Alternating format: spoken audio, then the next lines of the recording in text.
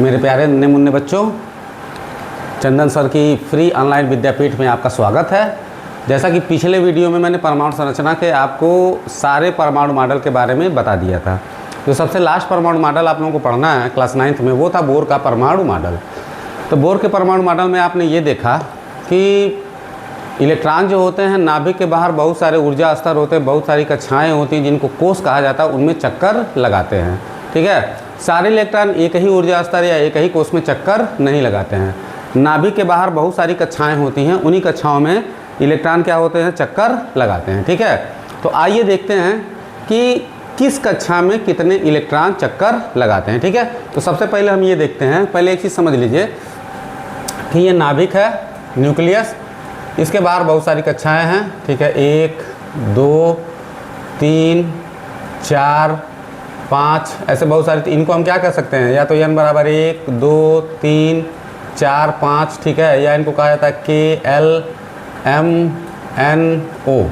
ठीक है, इन्हीं कक्षाओं में चक्कर वो लगाते रहते हैं। तो अभी आपको 9th स्टैंडर्ड पे बस इतना पढ़ना है कि पहले 20 जो तत्व हैं, ठीक है, उनका इलेक्ट्रॉनिक विन्यास कैसे होता है उसको आप जान लीजिए। इसके लिए कई सारे नियम, एक बोरबरी का नियम है। ठीक है, बोरबरी के नियम के बाद आपका एक, आप जब इंटरमीडिएट के क्लास में जाएंगे तो एक अबाउ नियम आएगा, जिसमें आपको जितने भी तत्व होते हैं उन सबका आप इलेक्ट्रॉनिक विन्यास निकाल सकते हैं कि किस तरह इलेक्ट्रॉन किस कक्षा में घूमते हैं। लेकिन 9th स्टैंडर्ड पर अभी वो ज़रूरत नहीं है। 9th स्टैंडर्ड के लिए बस जानिए, देखिए ये मैंने क्रम से लिखा हुआ है। Hydrogen, helium, lithium, beryllium, boron, carbon, nitrogen, oxygen, fluorine, neon, sodium, magnesium, aluminium, silicon, phosphorus, sulphur, chlorine, argon, potassium, calcium, इसके बाद स्कैंडियम, टाइटेनियम, वैनेडियम, ऐसे तत्व क्या होते हैं, क्रम से आते हैं। ये 1 2 3 4 जो नंबर है इनका परमाणु क्रमांक होता है। परमाणु क्रमांक का मतलब होता है नाभिक में प्रोटॉनों की संख्या। और आप जानते हैं कि नाभिक में जितने प्रोटॉन होते हैं परमाणु में उतने ही इलेक्ट्रॉन भी होते हैं, ये आपको पता है। ठीक है, मतलब अगर हाइड्रोजन 1 नंबर पे है तो इसमें कितना इलेक्ट्रॉन होगा, 1 होगा। हीलियम क्या है, 2 नंबर पे है तो कितना होगा, 2 इलेक्ट्रॉन होगा। 3 नंबर पे 3 इलेक्ट्रॉन होगा। 4 नंबर पे 4 इलेक्ट्रॉन होगा। अब ये 1 2 3 4 इलेक्ट्रॉन जो हैं ये किस प्रकार से कक्षाओं में रहते हैं इसके बारे में हम पढ़ेंगे। तो बहुत अभी सिंपल तरीके से मैं आपको बता रहा हूँ, जो अभी क्लास 9th स्टैंडर्ड पे आपके लिए ज़रूरी है वो देखिए। बाकी और अगर हायर क्लासेस का वीडियो देखना है तो आप जो है मेरे चैनल को सब्सक्राइब कीजिए, उसमें आपको ये भी मिल जाएगा इंटरमीडिएट के क्लासेस में जो मैं पढ़ाया हूँ। ठीक है, कि किस तरीके से इलेक्ट्रॉनिक विन्यास निकालते हैं वो आपको पता चल जाएगा। ठीक है, हाइड्रोजन, तो हाइड्रोजन 1 नंबर पे होता है। ठीक है, इसमें एक ही इलेक्ट्रॉन होता है। ठीक है, तो इसका जो इलेक्ट्रॉनिक, इसके केवल K कोष होगा, K कोष में 1 इलेक्ट्रॉन होगा। ठीक है, हीलियम की बात आ रहे हैं, हीलियम में 2 इलेक्ट्रॉन होता है तो इसका क्या हो जाएगा, इलेक्ट्रॉनिक विन्यास 2 हो जाएगा। लिथियम, अब देखो जो पहला कोष होता है मतलब K कोष होता है या जिसके लिए n बराबर 1 होता है, उसमें 2 इलेक्ट्रॉन से ज़्यादा नहीं हो पाते हैं। अब इसमें 3 इलेक्ट्रॉन हो गया ना, तो इसका इलेक्ट्रॉनिक विन्यास 2 1 हो जाएगा। ठीक है, उसके बाद बेरिलियम, बेरिलियम में 2 2 हो जाएगा। बोरान, बोरान का 2 3 हो जाएगा। 5 नंबर पे 2 और 3। ठीक है, कार्बन 2 4। ठीक है, नाइट्रोजन, नाइट्रोजन हो जाएगा 2 5 क्योंकि 7 नंबर पे 2 और 5 7। ऑक्सीजन 2 6। ठीक है, फ्लोरीन, फ्लोरीन हो जाएगा 2 7। और नियान, ठीक है, नियान हो जाएगा आपका 2 8 क्योंकि 10 नंबर पे 10 इलेक्ट्रॉन होंगे तो पहले कोष में यहाँ पे 2 इलेक्ट्रॉन रहेगा और इसमें क्या रहेगा, 8 इलेक्ट्रॉन रहेगा। ठीक है, अब देखिए जब 8 इलेक्ट्रॉन दूसरे कोष में हो जाते हैं तो फिर जो है इलेक्ट्रॉन यहाँ पे भरना दूसरे कोष में भरना बंद हो जाता है। फिर हम आते हैं सोडियम पे, तो सोडियम हो जाएगा 2 8 1। ठीक है, फिर 2 8 2, फिर 2 8 3, फिर 2 8 4। ठीक है, फिर हो जाएगा 2 8 5, फिर हो जाएगा 2 8 6, फिर 2 8 7। देखिए 8 2 10 7 17, फिर हो जाएगा 2 8 8। ठीक है, ये हो गया आपका आर्गन। आर्गन तो हो गया 2 8 8। अब यहाँ पे आर्गन में ये K कोष हो गया, ये L कोष हो गया, ये M कोष हो गया। अब इसके बाद जब पोटेशियम पे आएंगे तो फिर 2 8 8 1, चौथे कोष में इलेक्ट्रॉन चला जाएगा। फिर कैल्शियम पे आएंगे तो क्या हो जाएगा, 2 8 8 2 हो जाएगा। ठीक है, तो इस तरीके से इलेक्ट्रॉनिक विन्यास होता है। ठीक है, तो पहले 20 तत्वों का आप इलेक्ट्रॉनिक विन्यास 9th स्टैंडर्ड पे जान लीजिए, ये क्या है आपके लिए बहुत है। ठीक है, अब इसमें आता है क्वेश्चन कैसे आते हैं परीक्षाओं में कि जैसे दे दिया जाएगा, लिखेगा 11 Na 23। ठीक है, ये है सोडियम का परमाणु। तो 11 इसका जो है परमाणु क्रमांक हो जाएगा, परमाणु क्रमांक, ठीक है। और ये क्या हो जाएगा, द्रव्यमान संख्या, द्रव्यमान संख्या, ठीक है। अब आपसे ये कहेगा क्वेश्चन में, कहेगा कि इसकी जो है संरचना बना के दिखाइए, ठीक है। तो अब देखिए परमाणु क्रमांक, मैंने पिछले वीडियो में जो था, पिछले वीडियो में आपको बताया था कि द्रव्यमान संख्या क्या होती है। द्रव्यमान संख्या होती है, द्रव्यमान संख्या बराबर होता है प्रोटॉन की संख्या प्लस न्यूट्रॉन की संख्या। या प्रोटॉन की संख्या किसके बराबर होती है, परमाणु क्रमांक के बराबर होती है। तो यहाँ पे द्रव्यमान संख्या क्या है, 23 है। प्रोटॉन कितने हो गए, 11, और ये हो गया न्यूट्रॉन। तो न्यूट्रॉनों की संख्या कितनी हो जाएगी, 23 माइनस 11, तो कितना हो जाएगा, 12। अब यहाँ पे क्या हो गए, प्रोटॉन हो गए आपके 11, ठीक है, न्यूट्रॉन हो गया 12। और चूँकि प्रोटॉन 11 है तो इलेक्ट्रॉन भी इसमें क्या होगा, 11 होगा, ठीक है। अब हम इसकी संरचना की बात करें, इसकी संरचना को कैसे हम बनाएंगे कापी पे, अगर एग्जाम में आता है तो ध्यान से देखिएगा। परमाणु होता है, परमाणु में क्या होता है, नाभिक होता है, ठीक है। ये आपका न्यूक्लियस हो गया, नाभिक, ठीक है। नाभिक में कौन कौन से कण होते हैं, नाभिक में होता है प्रोटॉन और न्यूट्रॉन, ठीक है। और परमाणु का जो समस्त भार होता है वो क्या होता है, उसके नाभिक में ही निश्चित रहता है, निहित रहता है, लगभग समस्त भार उसी में निहित रहता है, ठीक है। तो यहाँ पे हम लिख देंगे प्रोटॉन की संख्या 11 और न्यूट्रॉन की संख्या कितनी हो गई, 12, ठीक। अब जो है इलेक्ट्रॉनों की संख्या इसमें कितनी है, 11 होगी, कितना, जितना परमाणु क्रमांक होता है, जितने प्रोटॉन होते हैं उतने इलेक्ट्रॉन होते हैं। अब सोडियम का जो परमाणु क्रमांक है वो है 11। अब देखिए इसका इलेक्ट्रॉनिक विन्यास क्या है, 2, 8 और 1, ठीक है। क्या है, 2, 8 और 1। तो इसका मतलब कि सोडियम के परमाणु में 3 के कोष होंगे। ये पहला कोष हो गया, ये दूसरा कोष हो गया और ये तीसरा कोष हो गया, ठीक है। ये कोष हो जाएगा K, L और उसके बाद क्या हो गया, M, ठीक है। और भी कोष होंगे लेकिन उनमें इलेक्ट्रॉन नहीं होते हैं। तो पहले कोष में कितने इलेक्ट्रॉन है सोडियम में, 2, तो हमने 2 इलेक्ट्रॉन बना दिया।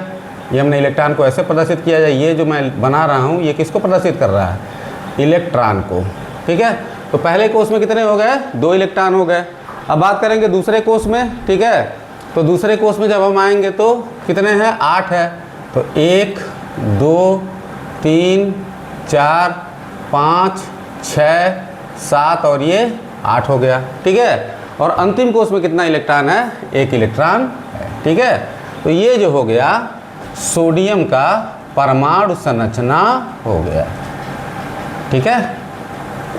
तो उम्मीद है कि आपको इलेक्ट्रॉनिक विन्यास समझ में आ गया होगा। इलेक्ट्रॉनिक विन्यास का मतलब होता है कि परमाणु में नाभिक के बाहर बहुत सारी कक्षाएं होती हैं, उन कक्षाओं में इलेक्ट्रॉन क्या होते हैं, चक्कर लगाते हैं, ठीक है। तो अगर हम ये लिख दें कि कौन सी कक्षा में कितने इलेक्ट्रॉन चक्कर लगा रहे हैं, ठीक है, तो वही उसका क्या हो जाता है, इलेक्ट्रॉनिक विन्यास हो जाता है। तो आपके लिए अभी इतना बहुत है, ठीक है। अब एक चीज़ और जान लीजिए कि किसी भी कोष में अधिकतम कितने इलेक्ट्रॉन रह सकते हैं, ये भी एक बड़ा महत्वपूर्ण प्रश्न है आपके स्टैंडर्ड पे, ठीक है। तो किसी भी कोष में जो मैक्सिमम नंबर ऑफ इलेक्ट्रॉन हो सकते हैं, ठीक है, वो देखिए वो होता है, फार्मूला उसका होता है 2n²। कोई भी कोष है, ठीक है, तो उसमें अधिकतम कितने इलेक्ट्रॉन हो सकते हैं, तो उसके लिए फार्मूला होता है 2n²। अब ये 2n² है, ठीक है। यहाँ पे n बराबर होता है कोष की संख्या, 1, 2, 3, 4, 5 ऐसे, ठीक है। मतलब ये K कोष हो जाएगा, L हो जाएगा, M, N, O ऐसे बढ़ता जाएगा, ठीक है। अगर हम बात करें K कोष की, अगर बात करते हैं तो K में अधिकतम कितने इलेक्ट्रॉन रह सकते हैं, तो K के लिए n = कितना हो जाएगा, 1, तो 2 × 1 का स्क्वायर, तो 2 × 1 कितना हो गया, 2 हो गया। अब देखिए इसीलिए K में अधिकतम इलेक्ट्रॉन की संख्या क्या थी, 2, देख रहा है ना, 2 के बाद ये नहीं बढ़ा, कभी भी पहले कोष में 2 इलेक्ट्रॉन से ज़्यादा नहीं रह सकता है। n बराबर 2 की अगर बात करें, ठीक है, तो n बराबर 2 की बात करें मतलब ये L कोष हो जाएगा। तो क्या हो जाएगा, ये 2 × 2 का स्क्वायर, तो 2 दूनी 4, तो कितना हो गया, 8। तो L कोष में 8 इलेक्ट्रॉन, देखिए जब L कोष था 8 इलेक्ट्रॉन, इससे ज़्यादा इसमें नहीं रह सकता। कहीं भी इलेक्ट्रॉनिक विन्यास निकालेंगे तो 8 इलेक्ट्रॉन से ज़्यादा नहीं हो पाएगा, ठीक है। M कोष की बात करें तो n बराबर हो जाएगा 3, ठीक है। तो 2 × 3 का स्क्वायर यानी कि 2 × 9, तो कितना हो जाएगा, 18 हो जाएगा, ठीक है। तो इस तरीके से किसी भी कोष में अधिकतम इलेक्ट्रॉनों की संख्या कितनी हो सकती है हम क्या कर सकते हैं, बता सकते हैं। और उसके आधार पे हम क्या कर सकते हैं, किसी भी परमाणु की परमाणु संरचना को लिखा जा सकता है। ठीक है, तो उम्मीद है आपको ये अच्छे से समझ में आ गया होगा। ठीक है, अब अगला टॉपिक जो है हम डिस्कस करेंगे वो है संयोजकता। ठीक है, आप लोग वीडियो पॉज करके ये पूरा नोट कर लीजिए। अगला टॉपिक जो हम डिस्कस करते हैं वो है हमारी क्या, संयोजकता। संयोजकता बहुत ही महत्वपूर्ण चीज़ है। ठीक है, बहुत ही महत्वपूर्ण टॉपिक है।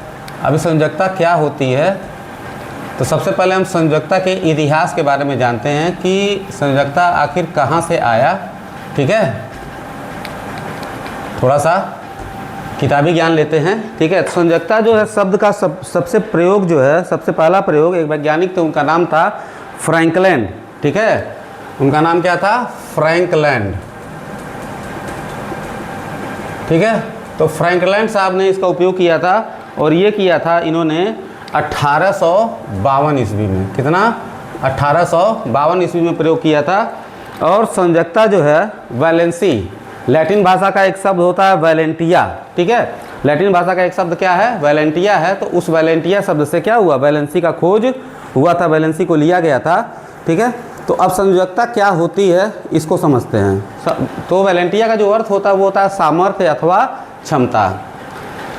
तो रासायनिक संयोग करते समय, जैसे मान लीजिए कि कोई भी यौगिक बन रहा है, ठीक है, परमाणु आपस में मिलकर अणु का निर्माण करते हैं, तो कोई भी यौगिक अगर बन रहा है तो किसी तत्व की जो संयोजकता होती है उसकी संयोजन क्षमता को प्रदर्शित करती है। ठीक है, किसी तत्व की संयोजन क्षमता को हम क्या कहते हैं, उसकी संयोजकता कहते हैं। अब बात आती है कि ये संयोजन क्षमता होती क्या है। संयोजक क्षमता का मतलब ये होता है, जैसे देखिए सोडियम है, ठीक है ना, सोडियम है।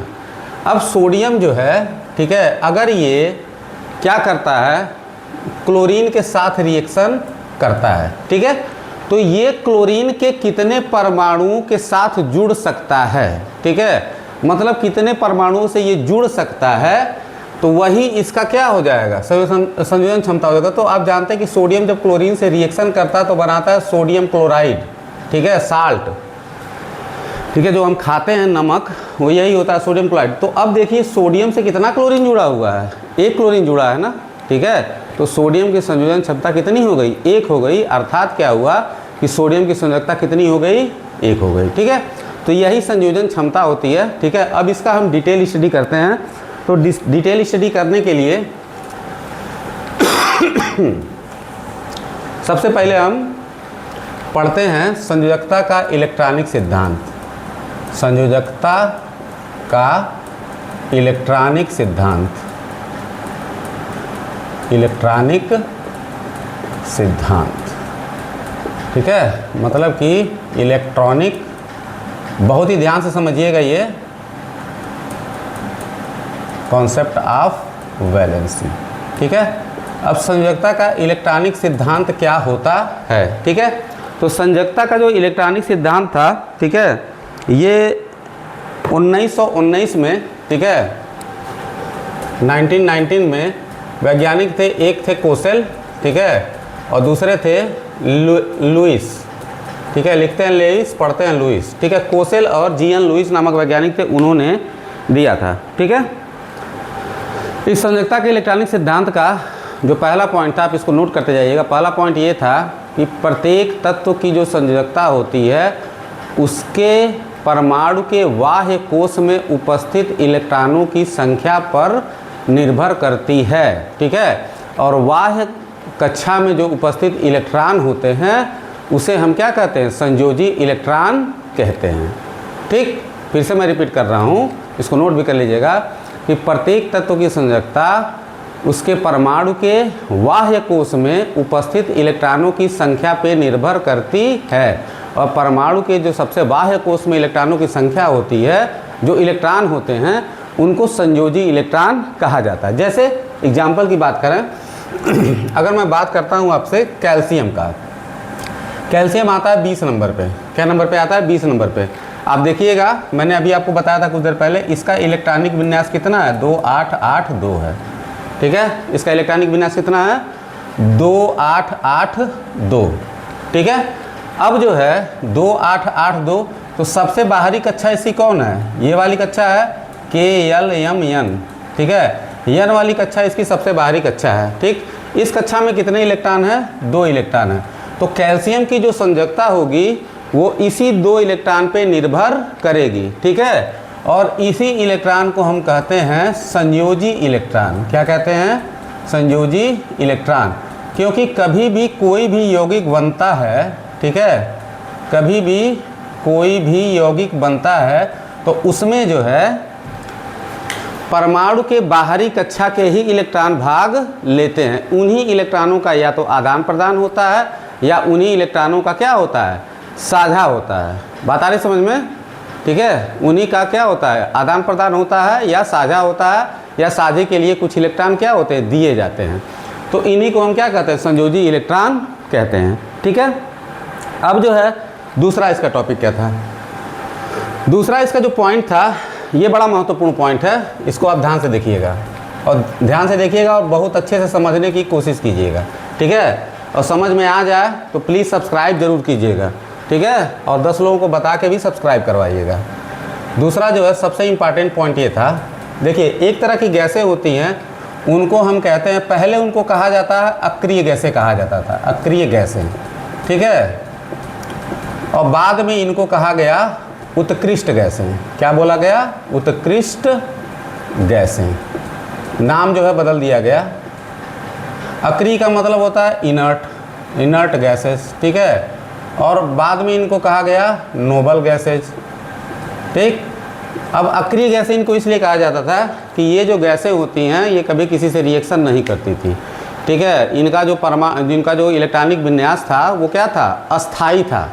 मतलब ना तो ये इलेक्ट्रॉन ले सकते थे ना दे सकते थे। जो इनका संयोजी कोष होता था वो पूरा का पूरा क्या होता था? भरा होता था। ठीक है, तो इनको अक्रिय गैसें पहले कहा गया, लेकिन बाद में ये देखा गया कि ताप और दाब की विशेष परिस्थितियों में अगर कुछ विशेष परिस्थितियां लगाई जाएं, ठीक है, तो उन परिस्थितियों में होता क्या था कि ये गैसें भी क्रिया कर लेती थी। तो बाद में इनको जो है, इनका नाम जो है उत्कृष्ट गैसें रख दिया गया। अब ये गैसें कौन कौन हैं और इन गैसों को देखिएगा। ठीक है, और इनके इलेक्ट्रॉनिक विन्यास पे ध्यान दीजिएगा। तो जो सबसे पहली उत्कृष्ट गैस आती है वो आती है हीलियम। ठीक है, हीलियम, हीलियम He। ठीक है, उसके बाद आता है नियॉन। ठीक है, नियान गैस आती है Ne। ठीक है, हीलियम नियान। उसके बाद आता है आर्गन। ठीक है, आर्गन आता है Ar। ठीक है, उसके बाद आता है क्रिप्टन, क्रिप्टन। ठीक है, उसके बाद आता है जेनन। ठीक, और उसके बाद आता है रेडान। ठीक है, ये जो है कुल 1 2 3 4 5 6 उत्कृष्ट गैसें थी। ठीक है, हीलियम, नियान, आर्गन, क्रिप्टन, जिनन और रेडन। अगर इनके परमाणु क्रमांक की बात करें तो हीलियम जो आता है 2 नंबर पे आता है, नियान 10 नंबर पे आता है, आर्गन 18 नंबर पे आता है, क्रिप्टन 36 नंबर पे आता है, जेनान 54 नंबर पे आता है और ये आता है 86 नंबर पे। ठीक है, अब हम डिस्कस करते हैं इनके इलेक्ट्रॉनिक विन्यास पे। ठीक है, आते हैं इनका इलेक्ट्रॉनिक विन्यास देखते हैं। Electronic configuration, electronic configuration. ठीक है, हीलियम 2 नंबर पे है। आप देखिएगा मैंने इसका इलेक्ट्रॉनिक विन्यास बताया था, सिर्फ 2 होगा। ठीक है, पहले कोष में 2 इलेक्ट्रॉन भर जाएंगे। ठीक है, नियॉन, नियान हो जाएगा 2 8, आर्गन होता है 2 8 8। ठीक है, क्रिप्टन होता है 2 8 18 8, जेनान होता है 2 8 18 18 8 और रेडान होता है 2 8 18 32 18 8। ठीक है, ये इलेक्ट्रॉनिक विन्यास आपको दिख रहा है। ठीक है, हीलियम 2 नंबर पे है, नियान 2 8 हो गया, आर्गन 2 8 8 हो गया, क्रिप्टन 2 8 18 8 हो गया, जेनान 2 8 18 18 8 हो गया और रेडान क्या हो गया 2 8 18 32 18 8 हो गया। ठीक है, ये इनका इलेक्ट्रॉनिक विन्यास है। अब जरा देखिए इनके बाहरी कक्षा के इलेक्ट्रॉनों को देखिए। चूँकि अब देखिए हीलियम के साथ बेचारे साथ मजबूरी क्या है कि हीलियम चूँकि 2 ही नंबर पे आता है। ठीक, और इसका क्या है 2 ही नंबर पे आता, तो इसमें सिर्फ एक कोष होता है, ठीक है, K कोष, जिसमें अधिकतम इलेक्ट्रॉनों की संख्या क्या हो सकती है 2 हो सकती है, इसलिए 2 इलेक्ट्रॉन लेकर के ये पूरा भर जाता है और ये स्टेबल हो जाता है, अस्थाई हो जाता है, मतलब इसको इलेक्ट्रॉन की ज़रूरत नहीं पड़ती, ना तो ये निकालेगा ना ही लेगा। बाकी सब में देखिए सबके बाहरी कक्षा में कितने इलेक्ट्रॉन है 8 इलेक्ट्रॉन है, ठीक है। अब ये जो 8 इलेक्ट्रॉन होना, ये जो 8 इलेक्ट्रॉन हैं, ठीक है, इसको कहा जाता है अस्थाई इलेक्ट्रॉन विन्यास, अस्थाई इलेक्ट्रॉन विन्यास। क्या कहते हैं इसको? अस्थाई इलेक्ट्रॉन विन्यास कहते हैं, ठीक है। अब ये अस्थाई इलेक्ट्रॉन विन्यास, इससे मतलब क्या हुआ? अस्थाई इलेक्ट्रॉन विन्यास का मतलब ये हुआ कि अब इनकी बाहरी कक्षा में 8 इलेक्ट्रॉन जब है तो ये क्या करते हैं, ना तो इलेक्ट्रॉन लेते हैं और ना ही सामान्य अवस्थाओं में ना तो इलेक्ट्रॉन लेगा ना ही इलेक्ट्रॉन देगा, ठीक है। तो देखिए चाहे जीवन हो और चाहे हमारा दैनिक जीवन हो, हम क्या होना चाहते हैं? संतुष्ट होना चाहते हैं, अस्थाई होना चाहते हैं। तो ये जो गैसों का जो बाहरी इलेक्ट्रॉन, बाहरी जो कक्षा की जो संरचना है, बाहरी कक्षा में इलेक्ट्रॉनों की संख्या है, ठीक है, वो संख्या क्या है 8 है, 8 इलेक्ट्रॉन है, तो 8 इलेक्ट्रॉनों को अस्थाई इलेक्ट्रॉन विन्यास कहा जाता है, ठीक है।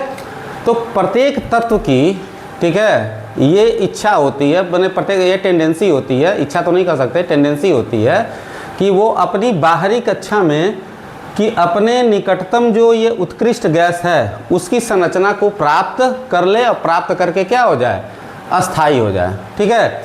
जैसे अब हीलियम है तो हीलियम में 8 नहीं है, ठीक है, लेकिन फिर भी वो अस्थाई है क्योंकि इसके पास 2 ही इलेक्ट्रॉन होता है और 2 इलेक्ट्रॉन क्या है। अब मान लीजिए इसका एक कमरे का घर है तो भाई उसी कमरे में उसी में संतुष्ट रहेगा वो, ठीक है। तो ये हीलियम 2 ही पे क्या होगा, संतुष्ट रहता है ये। तो हीलियम के पास जो तत्व हैं, ठीक है, उनकी टेंडेंसी ये होती है, उसके आसपास के जो तत्व हैं उनकी टेंडेंसी ये होती है कि हम या तो इलेक्ट्रॉन निकाल दें या तो इलेक्ट्रॉन ले लें और ले करके क्या बन जाएं, हीलियम बन जाए, ठीक है। उसके बाद जैसे नियान है, आर्गन है, क्रिप्टन है, तो इनके आसपास के जो तत्व होते हैं उनकी टेंडेंसी होती है, ठीक है, कि हम किसी भी तरीके से इलेक्ट्रॉन निकाल करके, ले करके या साझा करके हम क्या करें, इनकी संरचना को प्राप्त करके अस्थाई हो जाएं, ठीक है। और उसी प्रक्रिया में, इस अस्थाई होने की प्रक्रिया में वो जितने इलेक्ट्रॉनों को लेते हैं या जितने इलेक्ट्रॉनों का साझा करते हैं वही क्या हो जाता है, वही उनका संयोजकता हो जाता है, ठीक है।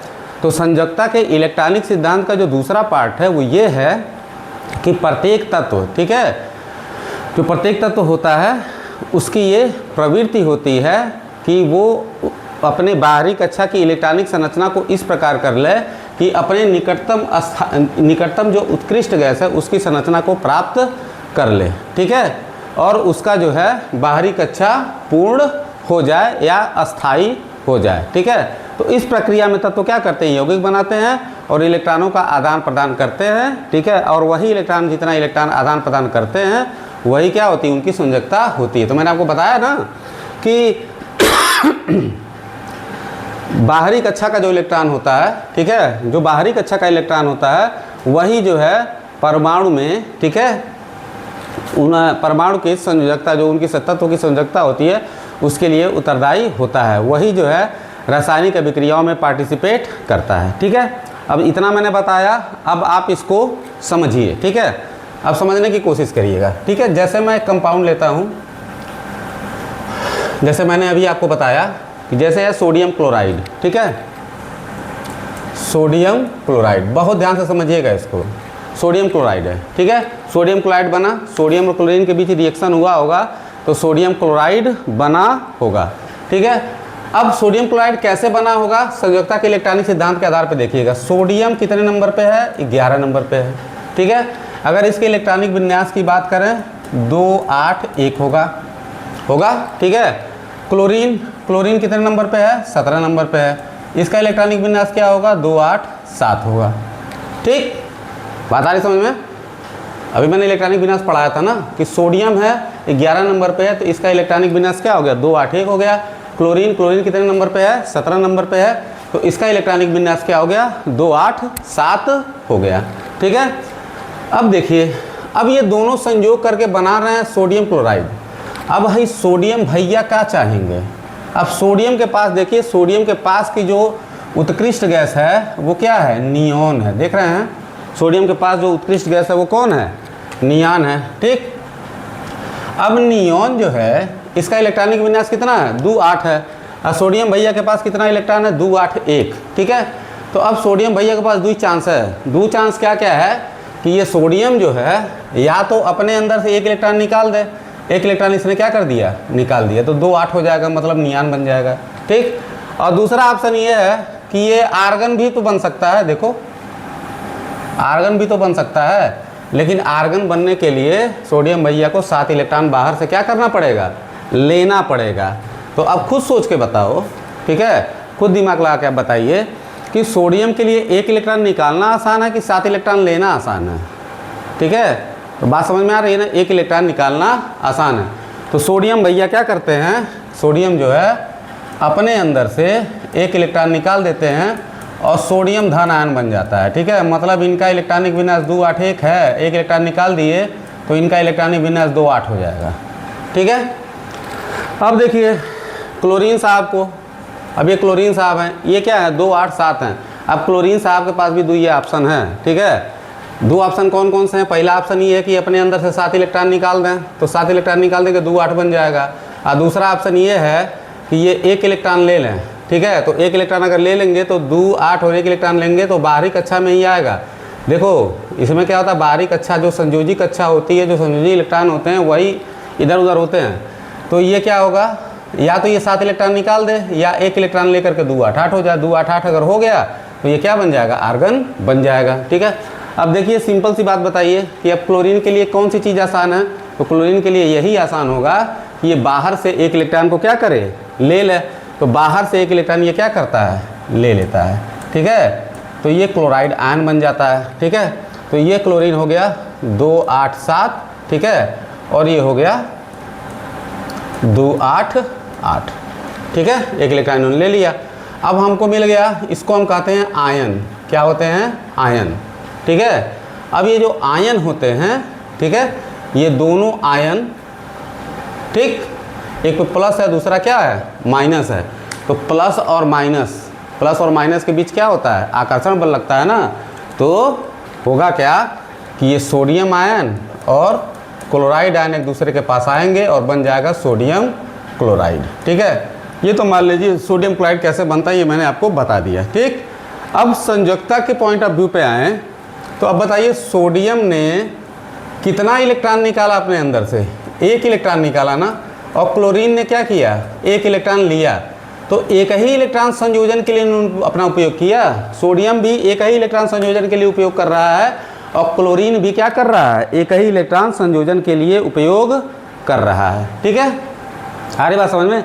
इसलिए सोडियम और क्लोरीन दोनों की संयोजकता कितनी हो जाएगी? सोडियम और क्लोरीन दोनों की संयोजकता क्या हो जाएगी? 1 हो जाएगी। ठीक है, तो यही जो है संयोजकता का इलेक्ट्रॉनिक सिद्धांत होता है। ठीक है, एक एग्जांपल और ले लेते हैं। एक एग्जांपल और आपको बता दे रहा हूँ, समझा दे रहा हूँ, ध्यान से देखिए।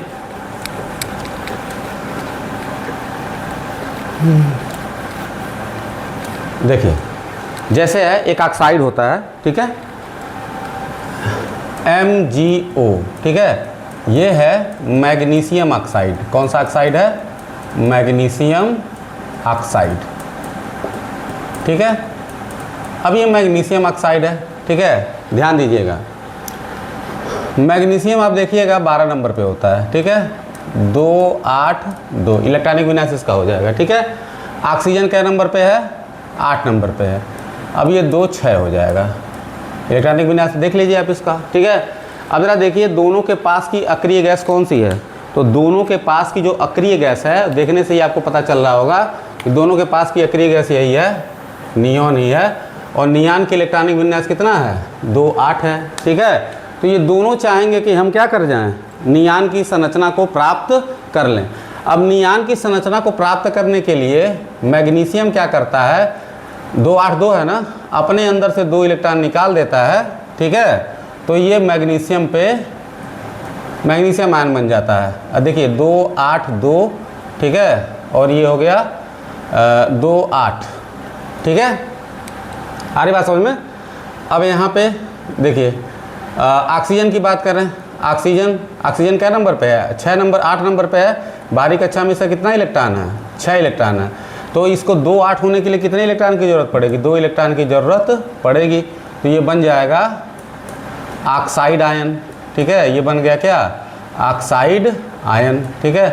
अब क्या हुआ देखिए, 2 प्लस और 2 माइनस, तो Mg पे 2 प्लस और ऑक्सीजन पे 2 माइनस, ये दोनों मिलकर क्या बना देंगे, MgO या मैग्नीशियम ऑक्साइड बना देंगे, ठीक है। ये तो इनका बनना हो गया। लेकिन इसने कितने इलेक्ट्रॉन का आपने यूज किया, 2 इलेक्ट्रॉन का यूज किया ना। ऑक्सीजन भी कितने इलेक्ट्रॉन का यूज किया, 2 इलेक्ट्रॉन का यूज किया। तो मतलब ये हुआ कि मैग्नीशियम और ऑक्सीजन दोनों की संयोजकता कितनी हो जाएगी, इनकी संयोजकता हो जाएगी क्या, 2 हो जाएगी, ठीक है। तो यही जो है संयोजकता का इलेक्ट्रॉनिक सिद्धांत होता है, ठीक है। अब संयोजकता के इलेक्ट्रॉनिक सिद्धांत एक बार फिर से मैं बता दे रहा हूँ कि संयोजकता के इलेक्ट्रॉनिक सिद्धांत का जो प्रतिपादन है वो 1919 में वैज्ञानिक थे क्या, कोसेल और जीएन लुइस, उन्होंने क्या किया था, संयोजकता के इलेक्ट्रॉनिक सिद्धांत का प्रतिपादन किया था, ठीक। और संयोजकता के इलेक्ट्रॉनिक सिद्धांत का प्रतिपादन किया था। इसमें उन्होंने दो प्रमुख रूप से बातें बताई थी। पहली बात ये थी कि प्रत्येक तत्व के बाहरी कक्षा में क्या होते हैं, कुछ इलेक्ट्रॉन होते हैं, ठीक है।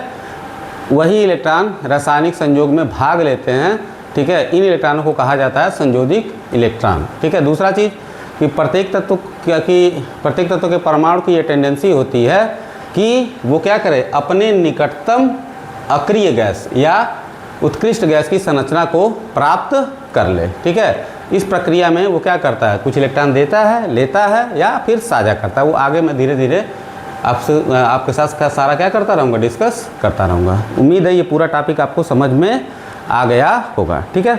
अब चलते हैं हम नेक्स्ट टॉपिक पे। अगला टॉपिक है वो है समस्थानिक।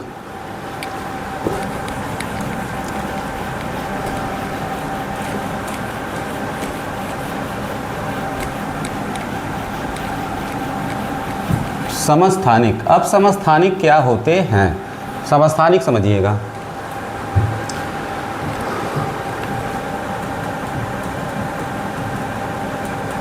समस्थानिक, ठीक है। इनको कहा जाता है आइसोटोप्स। क्या कहते हैं, आइसोटोप्स, ठीक है। अब समझिएगा इसको, मैं इसकी परिभाषा बोल रहा हूँ, आप इसको नोट कर लीजिएगा। किसी तत्व के, किसी एक ही तत्व के वे परमाणु जिनका परमाणु क्रमांक समान हो लेकिन परमाणु भार या परमाणु द्रव्यमान क्या हो, भिन्न हो, उन्हें क्या कहा जाता है, समस्थानिक कहा जाता है। फिर से ध्यान से सुनिएगा, किसी तत्व के वे परमाणु जिनका परमाणु क्रमांक क्या हो, समान हो, ठीक है, लेकिन परमाणु भार क्या हो, भिन्न हो, ऐसे तत्वों को हम क्या कहते हैं, समस्थानिक कहते हैं, ठीक है। मतलब देखिए, वो एक ही तत्व का परमाणु होगा, ठीक है। तो एक ही तत्व का परमाणु होगा तो मतलब परमाणु क्रमांक तो सेम होगा, लेकिन परमाणु भार भिन्न होता है, मतलब परमाणु द्रव्यमान या द्रव्यमान संख्या उसकी क्या होती है, भिन्न होती है। जैसे अगर हाइड्रोजन की बात करें, ठीक है, तो हाइड्रोजन के 3 समस्थानिक पाए जाते हैं। एक होता है 1H1, एक होता है 1H2 और दूसरा होता है 1H3। इसका नाम होता है प्रोटियम। क्या कहते हैं, प्रोटियम। इसका नाम होता है ड्यूटीरियम, ठीक है। और इसका नाम होता है ट्राइटियम, ठीक है।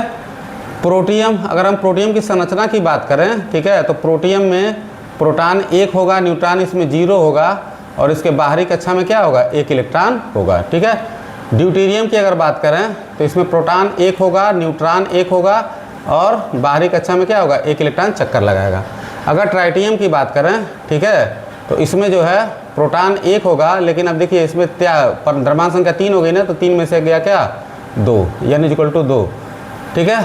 और इसमें 2 इलेक्ट्रॉन क्या करेंगे, ऐसे चक्कर लगाएंगे। तो ये प्रोटियम हो गया, ड्यूटीरियम हो गया और ट्राइटियम हो गया, ठीक है।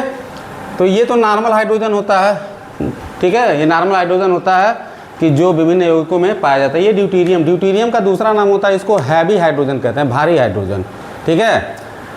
भारी हाइड्रोजन का उपयोग जो है भारी जल के रूप में, मंदक के रूप में किया जाता है। मतलब मंदक के रूप में करने का मतलब ये हुआ कि इसकी सहायता से बहुत सारी रासायनिक अभिक्रियाओं को, दर को क्या किया जाता है, कम किया जाता है, ठीक है।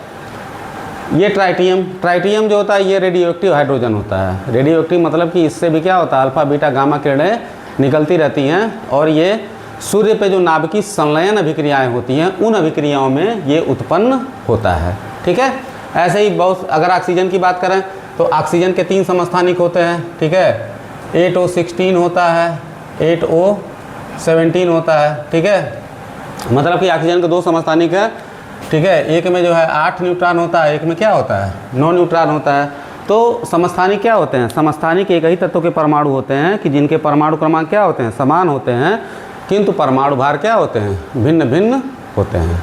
ठीक है, क्लोरीन होता है 17Cl35 और 17Cl37। ठीक है, ये क्लोरीन के 2 समस्थानिक होते हैं।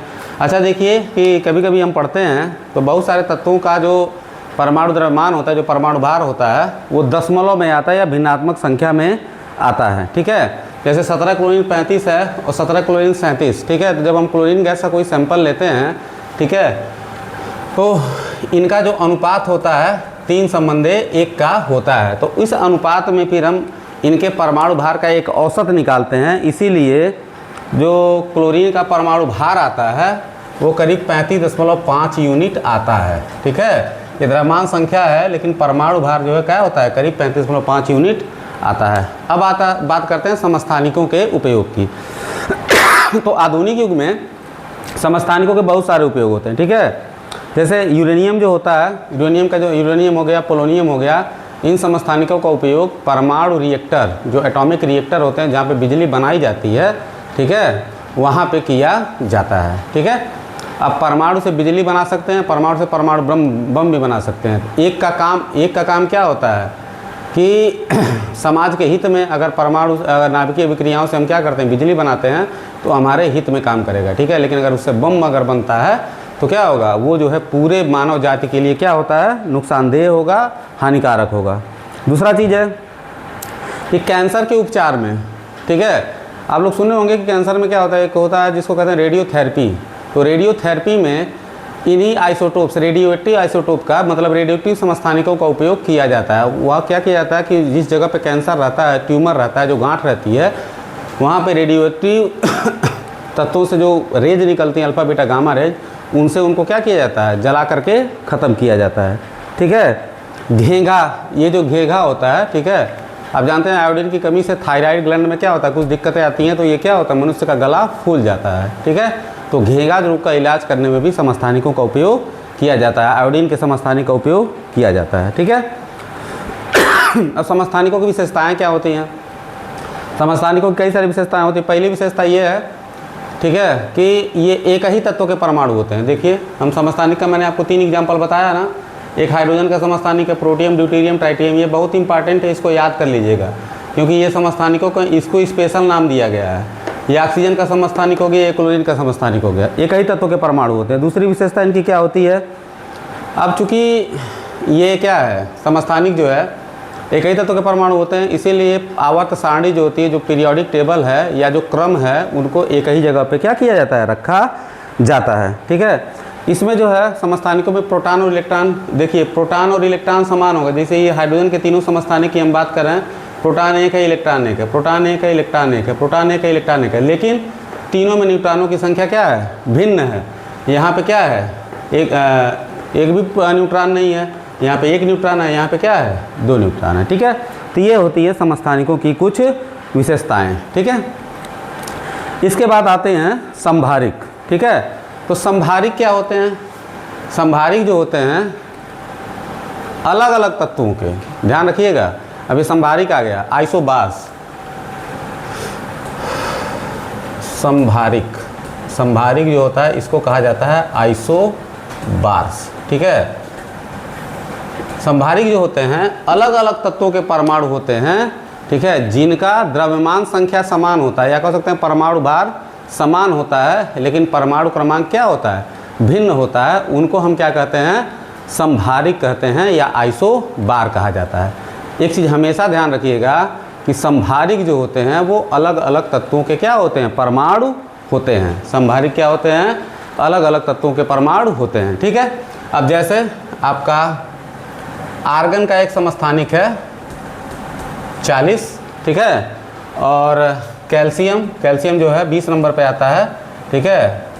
ये 40, ये दोनों क्या है समस्थानिक। अब देखिए ये आर्गन का परमाणु है, ये कैल्शियम का परमाणु है, लेकिन इनकी क्या है द्रव्यमान संख्या क्या है, सेम है, ठीक है। तो ये हो गया संभारिक। अब संभारिकों की विशेषताएं क्या होती हैं? पहली विशेषता तो ये हो जाएगी अलग अलग तत्वों के परमाणु होते हैं। दूसरी विशेषता कि इसमें प्रोटॉनों की संख्या भिन्न होती है, जैसे इसमें 18 प्रोटॉन होंगे और इसमें क्या होंगे 20 प्रोटॉन होंगे। इसमें इलेक्ट्रॉनों की संख्या भिन्न होगी, इसमें 18 इलेक्ट्रॉन होंगे, इसमें 20 इलेक्ट्रॉन होंगे, ठीक है। न्यूट्रॉनों की संख्या भी भिन्न ही होती है, यहाँ पे 22 हो जाएगा, यहाँ पे 20 हो जाएगा, ठीक है। तो ये जो होते हैं कुछ संभारिक होते हैं, ठीक है। तो ये परमाणु संरचना जो है चैप्टर ख़त्म हो गया। अब इस पे जो है कुछ क्वेश्चंस, और सबसे इम्पॉर्टेंट चीज़ ये है कि मैं आपको अगले वीडियो में बताऊंगा कि अब जैसे मैंने संयोजकता के बारे में आपको बता दिया, बहुत सारे जो केमिकल कंपाउंड होते हैं उनका सूत्र कैसे लिखा जाए, जो आयनिक यौगिक होते हैं जो आयन से बनते हैं उनका सूत्र कैसे लिखा जाता है, ठीक है। तो नेक्स्ट वीडियो में मैं आपको बताऊंगा, तब तक इस वीडियो को देखिए, समझिए, ठीक है। लाइक कीजिए, सब्सक्राइब कीजिए, कमेंट कीजिए, कोई कमी लगती है या अच्छा लगता है तो बताइए मुझे, प्रोत्साहित कीजिए।